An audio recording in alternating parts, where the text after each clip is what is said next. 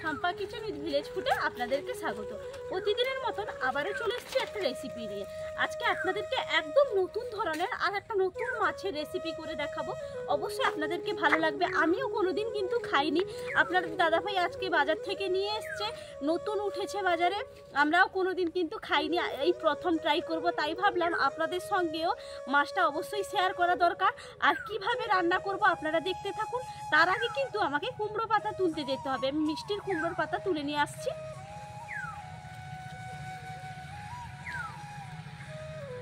দেখুন এই দিকটায় মিষ্টি কুমড়োর গাছ, আর এই দিকটায় তো চাল কুমড়ো লাগিয়েছিলাম। একদম চাল কুমড়ো গাঁথতে গাঁথতে চাল কুমড়ো হয়েছে। দেখুন কত বড় বড় চাল কুমড়োগুলো হয়েছে, একবারে ভর্তি হয়ে গেছে। দেখুন এখানে একটা হয়েছে, এখানে ওই দিকে হয়েছে, অনেকগুলো হয়েছে। আর সাইজটাও দেখুন, নিজের হাতে লাগিয়েছি, কি মজা যে লাগছে।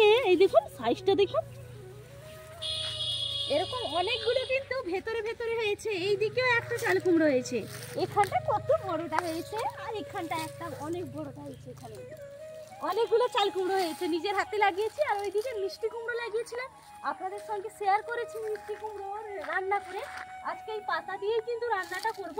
এখান থেকে তুলে নেব কচি কচি পাতাগুলো, একদম কিন্তু নরম আছে। দেখুন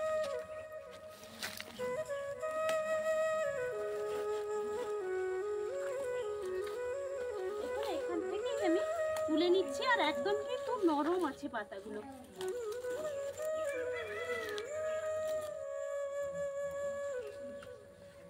দেখুন এই পাতাগুলো হলে কিন্তু হয়ে যাবে। এগুলো ধুয়ে পরিষ্কার করে চলে যাচ্ছি।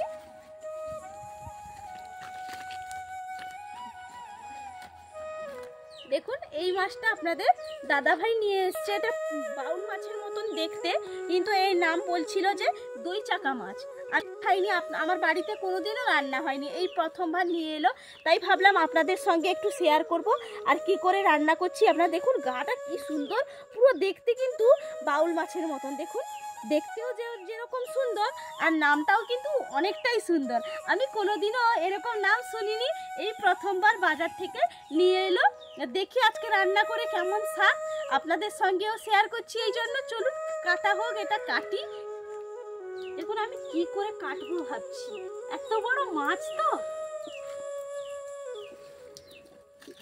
পাখনাগুলো কেটে নিই।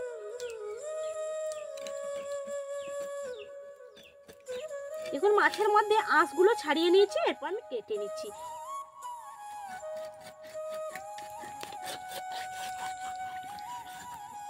দেখুন একদম কিন্তু টাটকা আছে, দেখুন ভেতরে রক্তও একদম আছে, তার মানে মাছটা টাটকাই পেয়েছি। দেখুন আমি কেটে নিচ্ছি, আর মাছের পিসগুলো কিন্তু আমি খুব ছোট করব না, একটু বড় বড়ই রাখবো।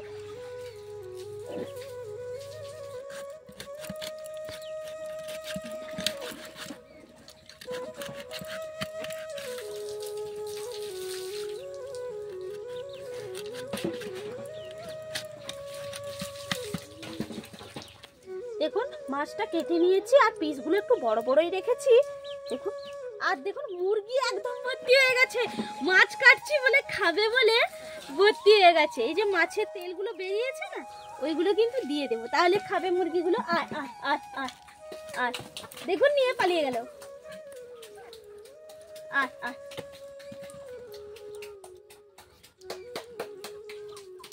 মাছটা ভালো করে ধুয়ে রান্নার জায়গায় আমি চলে যাচ্ছি। মাছটা ধুয়ে নিয়ে চলে এসেছি। এরপর মশলার জন্য আমি কি কি নিয়েছি আপনাদেরকে দেখিয়ে দিচ্ছি। আমি বেটে নেব শিলনোড়াতে। মশলার জন্য নিয়েছি শুকনো লঙ্কা, গোটা সাদা জিরে, গোটা ধনে, পোস্ত, আর নিয়েছি এখানে রসুন, আদা, নিয়েছি কাজু বাদাম, নিয়েছি পেঁয়াজ। এগুলো সব শিলনোড়াতেই বেটে নেব। আজকে বাটা মশলারই রান্না করব, অসাধারণভাবে খেতে লাগবে। আজকে ভাপা করব এই মাছটার, আপনারা দেখতে থাকুন আমি কিভাবে বানাচ্ছি। আমি বেটে নিচ্ছি শিলনোড়াতে।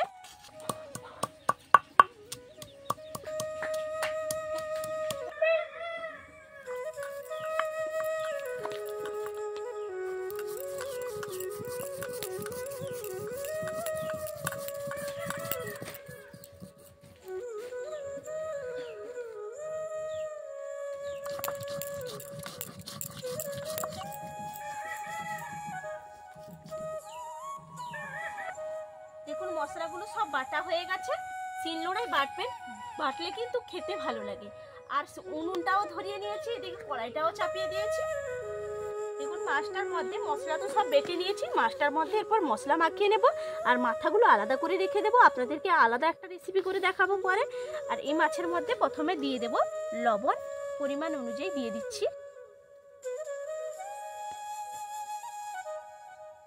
দিয়ে দিচ্ছি গন্ধরাজ লেবু, চিপে দেব, তাহলে গন্ধটাও দারুণ হয়।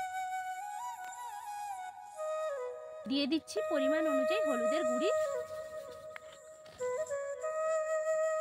পেঁয়াজ বাটা, আদা বাটা, রসুন বাটা, আর এখানে দিয়ে দেব গোটা জিরে বাটা, ধনে বাটা, পোস্ত বাটা আর শুকনো লঙ্কা বাটা।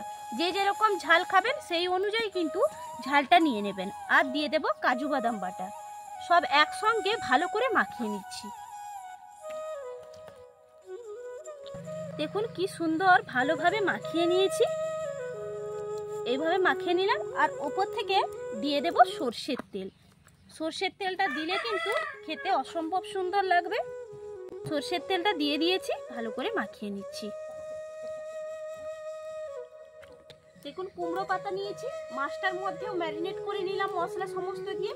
আজকে এই মিষ্টি কুমড়ো কিন্তু অসম্ভব সুন্দর লাগে, একবার অবশ্যই ট্রাই করবেন। আর একদম নতুন মাছ দিয়ে করবেন, তাহলে খেতে ভালো লাগবে। মাছটা খাইনি, কিন্তু অন্য মাছ দিয়ে এই পদ্ধতিতে রান্না করেছি, এই জন্য ভাবলাম যে এই পদ্ধতিতে আপনাদেরকে রান্না করে দেখাই, তাহলে নিশ্চয়ই ভালো লাগবে।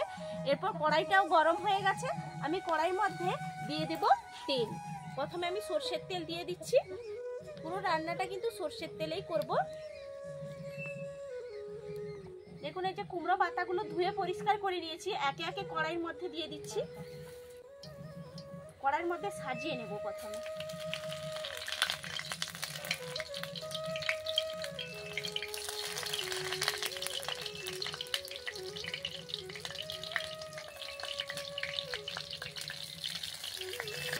দেখুন ভালো করে সাজিয়ে দিয়েছি কুমড়ো পাতাগুলো। এরপর একে একে মাছগুলো বসিয়ে দেব।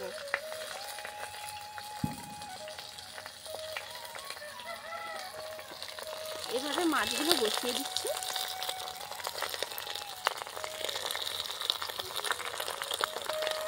আর বাকি যে বাড়তি মশলাটা আছে ওপর থেকে দিয়ে দিচ্ছি। এইভাবে দেখুন দেখতে কতটা সুন্দর লাগছে। আবারও কিন্তু ওপর থেকে একটু তেল দেব, দিয়ে দিচ্ছি সর্ষের তেল ওপর থেকে, ধনে পাতা কুচি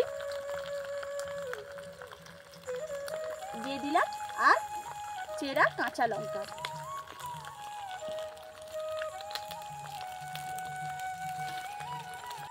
কুচি আর কাঁচা লঙ্কা সর্ষের তেল দিতে কতটা সুন্দর লাগছে দেখতে। ওপর থেকে আবারও মিষ্টি কুমড়োর পাতা আমি চাপিয়ে দিচ্ছি এইভাবে।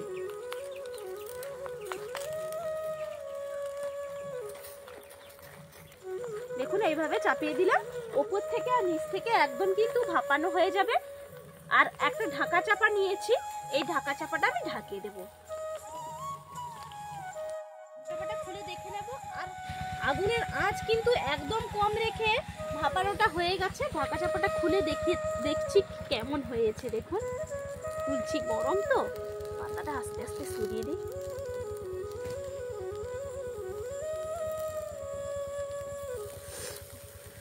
প্রচুর গরম। এই দেখুন কি সুন্দর হয়েছে, দেখুন দেখেছেন কতটা সুন্দর হয়েছে। আর একদম কিন্তু সেদ্ধ হয়ে গেছে, দেখুন দারুণ হয়েছে। আর গন্ধ তো পুরো মমো করছে একবারে। দেখুন আমার রান্না একদম রেডি, গরম গরম ভাতের সঙ্গে পরিবেশন করব। কি রান্না হচ্ছে গো? এখানে হয়ে গেছে রান্না, আজকে ভাপানো করেছি। আরে ভাপা করেছো? আরে সেন্ট তো একবার মগমগ করছে গো। তুমি একটু সরো আমাকে। এই দেখুন পৌঁছে গেছে রান্না, শেষ আর হাজির। আরে ভাত পরে খাবো, তুমি এক পিস আগে দাও আমাকে।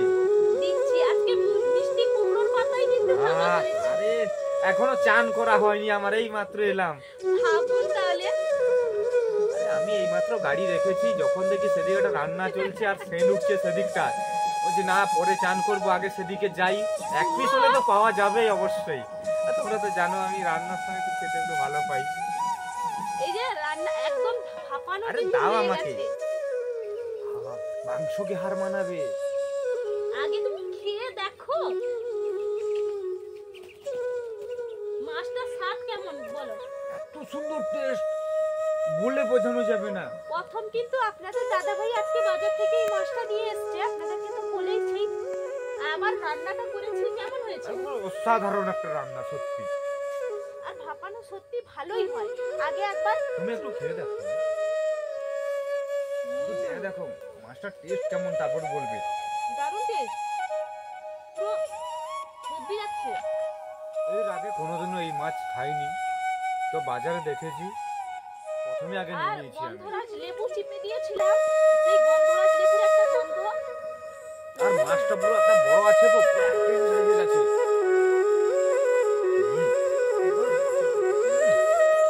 আবার ভাতের সঙ্গে খাবো কিন্তু। আরে আছে, অনেকগুলোই আছে, ভাতে খাবো। অনেকগুলোই আছে। ভাতে খাবে, আমার ভাগটাও আমি তোমাকে দিয়ে দেবো।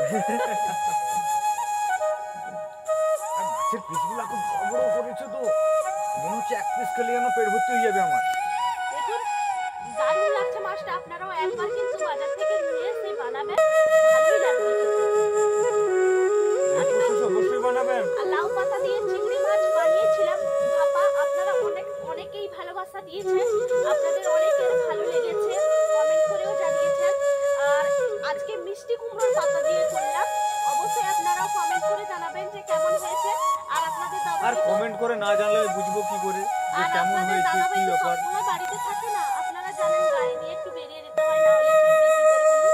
এই জন্য থাকে না, যখনই থাকে তখনই কিন্তু আগে তুলে রেখে দেই, তারপর আর যখনই থাকে তখন খাওয়ার জন্য। তো আপনারা জানেন কত খেতে ভালোবাসে। আমি খেতে ভালোবাসি, আর হওয়ার সময় আমাকে দিতে হবে। পরে ভাত খাবো, আগে রান্না শেষ, আগে আমি খাবো। সত্যি গরম গরম খেতে আর দারুণ যাদের লাগে। যাদের বিশেষ করে রান্নার পরে খেতে ভালো লাগে না, আর তাদের একটু কমেন্ট করে জানাবেন দেখি। আপনারা সবাই ভালো থাকবেন, সুস্থ থাকবেন। আবার আপনাদের সঙ্গে আমার পরের যে কোনো রেসিপি নিয়ে দেখা হবে। টাটা।